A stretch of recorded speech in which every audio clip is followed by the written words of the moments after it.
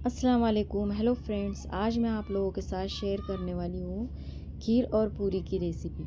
क्योंकि रजब का महीना चल रहा है और बहुत से लोगों के घर में खीर और पूरी तो बनती ही है। तो मैंने सोचा कि मेरे व्यूवर्स के लिए मैं आज खीर पूरी की रेसिपी शेयर करूँ। तो चलो फिर हम रेसिपी स्टार्ट करते हैं। बिस्मिल्लाहिर्रहमानिर्रहीम। तो सबसे पहले मैं पूरियाँ बनाऊँगी। तो उसके लिए मैं यहाँ पर सबसे पहले 1 किलो मैदा लूँगी। मैदे में हमें थोड़ा सा नमक डाल देना है। आप चाहे तो नमक नहीं भी डाल सकते हो। अब मैदे को हमें मोहन देना है, तो उसके लिए मैं यहाँ पर इस तरीके के 2 चम्मच भरकर तेल डाल दूँगी। तेल को मैंने पहले गर्म कर लिया था और फिर अच्छे से ठंडा कर लिया, उसके बाद ही मैं इसमें तेल डालूँगी। तेल डालने के बाद हमें आटे को जो है अच्छे से मिक्स कर लेना है तेल में। अच्छे से मिक्स हो जाए तो अब मैं चेक करूँगी कि हमारा जो है आटे का इस तरीके से लड्डू बन रहा है कि नहीं है। ये देखो लड्डू बन रहा है, तो समझ लेना कि हमारा अच्छे से मोहन देना हो चुका है। तो अब मैं इसमें थोड़ा थोड़ा पानी डालकर जो इसका रफ एकदम टाइट डो तैयार कर लूँगी। हमें जो है इसका अच्छे से डो तैयार कर लेना है। ये देखो इसका जो है टाइट सा डो तैयार हो चुका है। तो अब मैं इसके ऊपर फिर से थोड़ा सा तेल लगा लूँगी और कपड़े को जो है गीला करके इसके ऊपर डाल देना है हमें। साफ़ कपड़े को मैंने गीला कर दिया था और इसके ऊपर रख दिया है, ताकि जो है हमारा डो अच्छे से सेट हो जाए। अब इसके अंदर की हमें स्टफिंग बनानी है। स्टफिंग को बाकर भी कहते हैं। तो यहाँ पर मैंने लिया 125 ग्राम किशमिश, 125 ग्राम बादाम। बादाम को मैंने इस तरीके से कट कर लिया है लंबे लंबे पीसेस में। 125 ग्राम काजू लिए मैंने, काजू को भी अच्छे से कट कर लिया है। और 125 ग्राम मैंने यहाँ पर चारूली ली हो और 50 ग्राम खसखस। 1 किलो नारियल का बुरादा है और 1 किलो रवा लिया है मैंने। अब इन सभी को हमें घी में अच्छे से फ्राई कर लेना है। तो गैस पर रख देती हूँ मैं कढ़ाई में हमें फ्राई करना है और इसमें मैं थोड़ा थोड़ा घी डालकर अच्छे से फ्राई करूँगी। तो पहले मैं इसमें डाल दूँगी बादाम को हमें हल्के गोल्डन फ्राई होने तक भूनना है। इसका कलर जो है हल्का गोल्डन हो जाए, उसके बाद मैं इसे निकाल लूँगी। तो बादाम का कलर हल्का गोल्डन हो चुका है, तो इसको निकाल लेती हूँ मैं। अब इसमें डाल दूँगी काजू को भी हमें इसी तरीके से फ्राई करना है।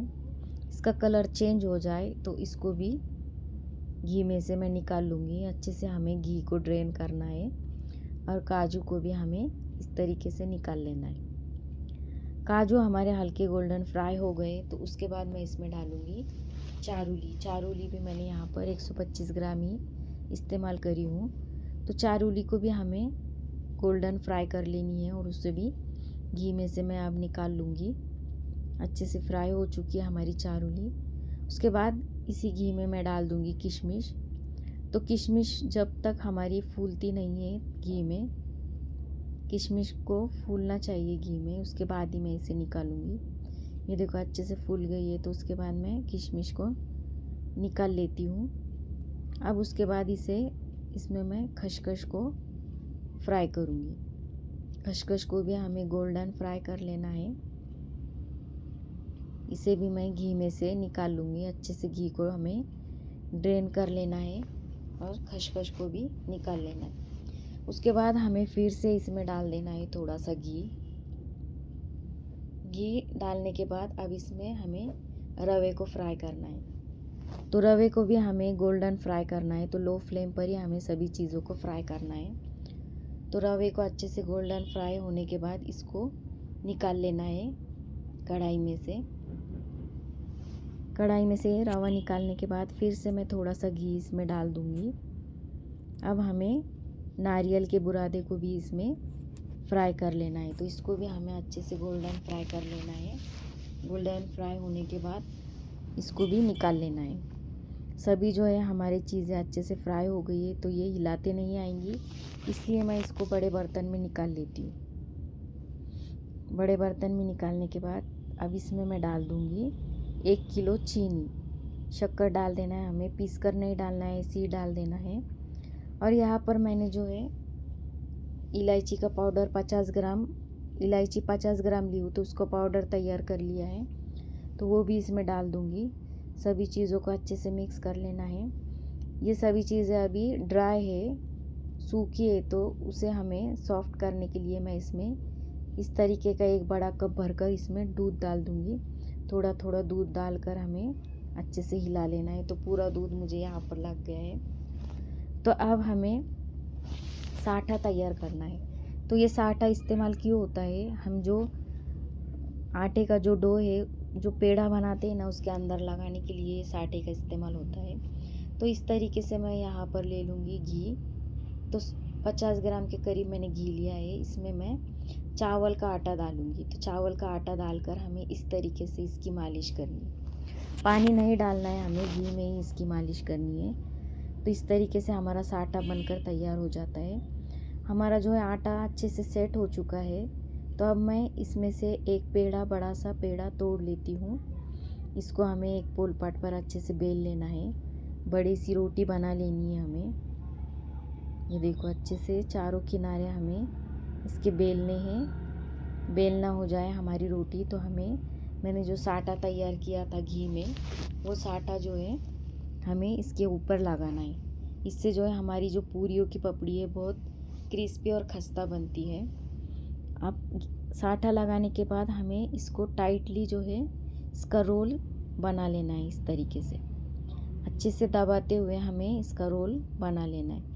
रोल हमें बनाने के बाद हम इसको अभी चाकू की मदद से कट कर देंगे। तो एक साइज़ के पेड़े हमें बना लेने, ताकि हमारी जो पूरियाँ है वो बिल्कुल एक साइज़ की बननी चाहिए। तो यहाँ पर मैंने जो है सभी पेड़ों को इसी तरीके से कट कर लिया था। अब हमें जो है पूरियों को बेलना है। तो इस तरीके से मैं आटे को चपटा कर लूँगी पेड़े को, और इसे बेलन से इस तरीके से हल्के हल्के हाथों से बेल लूँगी। अब मैं पूरी बनाने का तरीका बताती हूँ। तो इसमें मैं डाल दूँगी बाकर। स्टफिंग हमें बहुत ज़्यादा भरनी नहीं है, इसमें मीडियम ही डालनी है। ज़्यादा भरने से हमारी पूरियाँ जो है फट भी सकती है, और कम भरने से पूरी में टेस्ट भी नहीं आता है। तो इसलिए हमें मीडियम ही भरनी है। अब स्टफिंग डालने के बाद अब इसका मुंह जो है हम इस पलट लेंगे, और अच्छे से किनारों को दबाते हुए पूरी कस की मदद से हमें इसे इस तरीके से कट कर लेना है। अच्छे से कट कर लेंगे। अब दूसरी पूरी भी मैं इस तरीके से बेल लूँगी। तो मैं 2 पेड़ों की पूरी बनाकर बताऊँगी। अब इस तरीके से मैं 2 रोटियाँ छोटी छोटी सी बेल लूँगी। अब इसमें मैं स्टफिंग भर दूँगी। स्टफिंग डालने के बाद जो दूसरी रोटी बेली थी ना मैंने, वो इसके ऊपर रख दूँगी। इस तरीके से मैं इसके ऊपर दूसरी रोटी रख दूँगी, और सभी किनारों को अच्छे से दबाते हुए इसे प्रेस करते हुए चिपका लूँगी, और फिर से पूरी कस की मदद से इसे कट कर लूँगी इसके किनारों को। इसी तरीके से मैं सभी पूरियाँ फ्राई कर लूँगी, बना लूँगी। सभी पूरियाँ जो है मैं तैयार कर लेती हूँ। सभी पूरियाँ तैयार होने के बाद मैंने गैस पर घी गरम करने के लिए रख दिया है। तो एक एक करके हमें पूरी डालनी है। घी को जो है ज़्यादा गर्म नहीं करना है हमें। घी हमारा गर्म हो जाए, उसके बाद पूरियों को हल्के हल्के गोल्डन फ्राई होने तक फ्राई करना है। पूरियाँ जो है अच्छे से फ्राई हो गई है। तो अब मैं पूरियों को घी में से अच्छे से निकाल लूँगी। सभी पूरियों को इसी तरीके से फ्राई करूँगी मैं। अब यहाँ पर मैंने 4 लीटर दूध लिया है खीर बनाने के लिए। तो दूध में मैं डाल दूँगी 1 किलो खवा। खवा डालने के बाद हमें दूध को मैंने पहले से ही जोश लेकर रखा था, उबाल आने दिया था।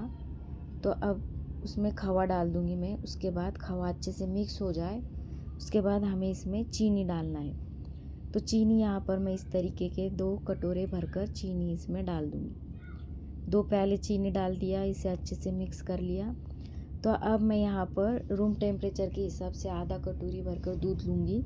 इसमें हमें कस्टर्ड पाउडर मिलाना है। गर्म दूध में अगर कस्टर्ड पाउडर मिलाएंगे तो ये गुठलियाँ जम जाती है। तो ठंडे दूध में ही हमें कस्टर्ड पाउडर मिलाना है। तो 4 चम्मच के करीब मैंने कस्टर्ड पाउडर इसमें डाला है। अच्छे से मिक्स कर लूँगी मैं कस्टर्ड पाउडर को। अब इसमें मैं थोड़े से ड्राई फ्रूट्स डालूँगी, और ड्राई फ्रूट्स डालने के बाद अब इसे थोड़े 1 से 2 मिनट के लिए मैं पकने दूँगी। तो हमारी खीर तैयार हो चुकी है। तो आपको मेरी वीडियो अच्छी लगी तो मुझे कमेंट में बताना। Thank you. अल्लाह हाफिज़।